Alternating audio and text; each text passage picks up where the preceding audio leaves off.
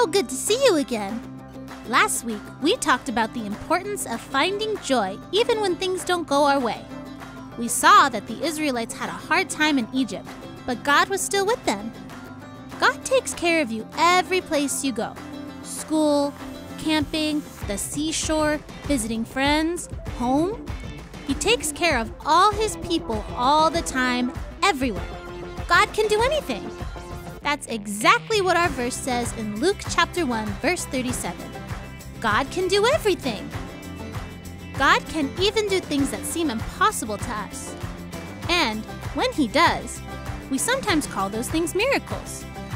And that is what our topic is today, miracles.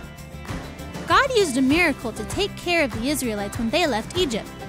Moses was so happy, he sang these words in praise to God. Let's say them together. Are there any gods like you, Lord? No, there are no gods like you. You are wonderfully holy. You are amazingly powerful. You do great miracles. Great job! Now let's look at today's Bible story found in Exodus 14 to see what an amazing thing God did for the Israelites. God can do anything. Moses led God's people out of Egypt and right to the banks of a huge sea. There was no way to cross to the other side of the sea.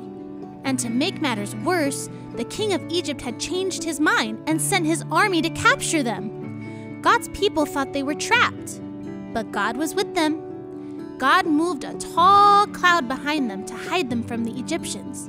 He told Moses to raise his hand over the sea.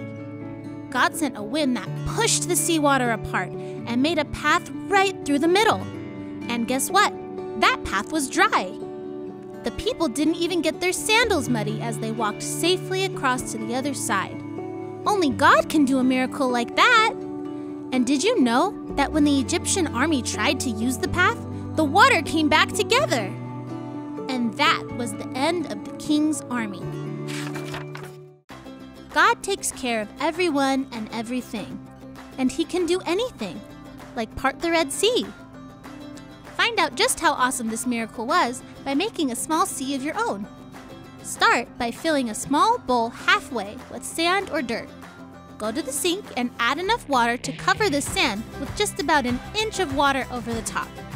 With your hands, try to separate the water into two parts. You can't do it, can you? Now pour the water off of the sand. Feel the sand.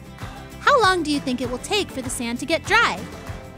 What God did for the Israelites at the Red Sea really was a miracle. God can do anything. Come back next week when we look at the other ways that God takes care of us. Until then, bye friends! Dear Lord, you helped our people cross the Red Sea. I know you can take care of me too. Thank you for loving me. Amen.